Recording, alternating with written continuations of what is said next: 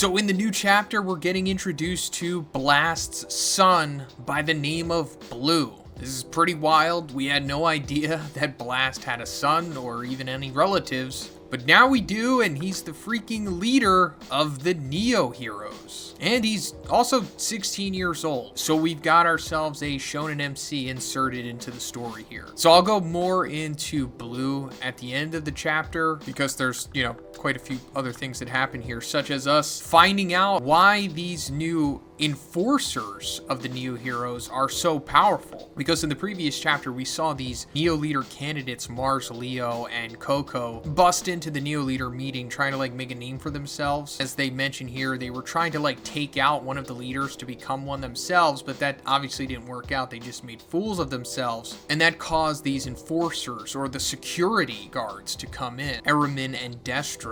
And Coco is just terrified of these guys, and it's because he can see their body modification rate. Throughout this arc, it's been mentioned that cyborgification is more of a common thing than we thought, and that more people than Genos are cyborgs, such as Wavy Gyaza, one of the Neo leaders. She apparently has a body modification rate of 71%, which is incredible. Normally a cyborg doesn't even achieve half of that. So Coco is terrified of these new security guards because they are both 94 and 95% body modified. So as we've seen, Wavy Gyaza is pretty powerful. She is definitely S-class level, and she's 71%. And these guys are over 20% more modified than her, meaning that they're essentially 20% stronger than she is. So does that mean that these guys are above Dragon? I have no idea, but I'll just say that they are extremely powerful. And it also brings me back to what we were talking about before with what's Genos' percentage? He's gotta be 94, 95, maybe even higher than that, because I think he's only a brain at this point. Speaking of brain, there's a theory that I want to go into with Eramin and Destro, but I feel it's too soon to start throwing this on people because there's really not enough evidence to support it. It was easier to support this theory in the webcomic, but I guess we'll just wait until more stuff is revealed in the manga continuity. But it also goes into what we're going to be talking about next anyway, because Wavy Gyaza kind of falls over, almost fainting, and she says to Child Emperor that the main server in her brain got connected in the modification surgery, and lately she's been having the sensation of someone reaching and probing around in her. Then she looks at Child Emperor super creepily. This is, setting up that there is a dark force behind the Neo Heroes, and also whoever is going about with all of this cyborgification stuff. There is a main server out there, and it's connected to these individuals. So, obviously the implication is that they could just take them over at any point and turn them into drones, which, for sure is foreshadowing what is going to happen in this arc. It's not a spoiler. It's kind of just inevitable in my opinion. And I think Eramin and Destro are connected to this quote-unquote main server. But first, let's talk about the sponsor of this video, Fume, because we all have bad habits.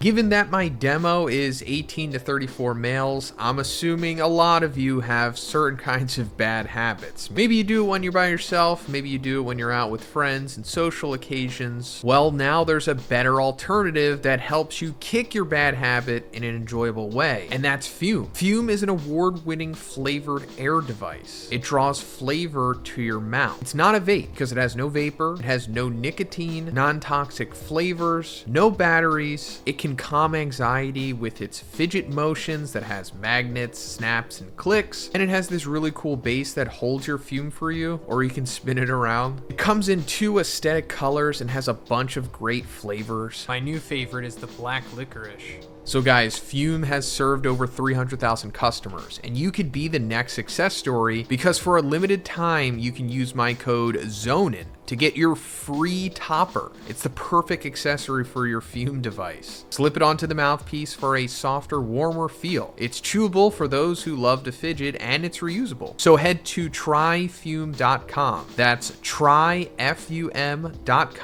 and use code Zhoniin or scan the QR code on screen to get your free Fume topper when you order your journey pack today. Thanks, guys.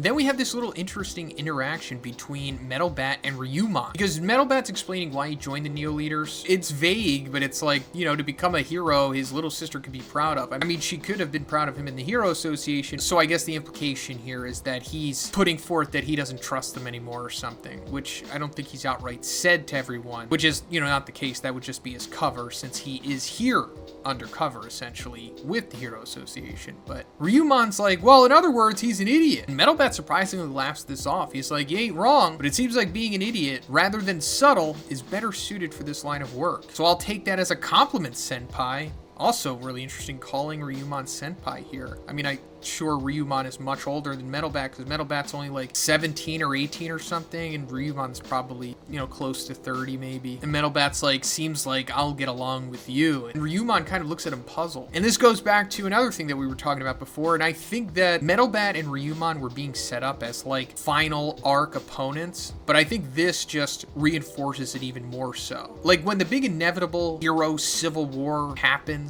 and all, you know, chaos is breaking loose, these two will definitely be fighting at the end of it. But anyway, we're coming into the end of the chapter here, and the final member of the Neo Leaders is being introduced, and he is the leader, like we talked about. It's Blue, who is apparently the freaking son of Blast. And he's also only 16 years old, but he's still so powerful and accomplished that he is the leader of the Neo Heroes. So the way that McCoy introduces him here kind of implies that Blue had part in setting up the Neo Heroes. I don't think he was the sole force behind it, obviously, but he was probably one of the founders of it. And him talking about wanting to establish the purpose of showing real heroes to the world, I assume he has beef with Blast and the Hero Association, because otherwise he would have just joined them. And he wouldn't be saying things like showing real heroes to the world. So since Blast has been MIA for a long time, especially the last 3 years, you know, dealing with God stuff, I'm assuming that if Blue is actually his biological son, then he hasn't really been in Blue's life that much, right? So Blue probably has some resentment to that. And I'm also assuming that Blue doesn't know about the God stuff and Blast dealing with it.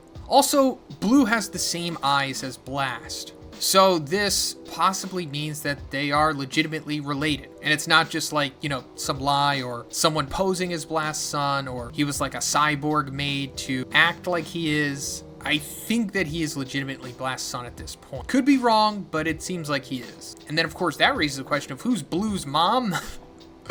I have no idea.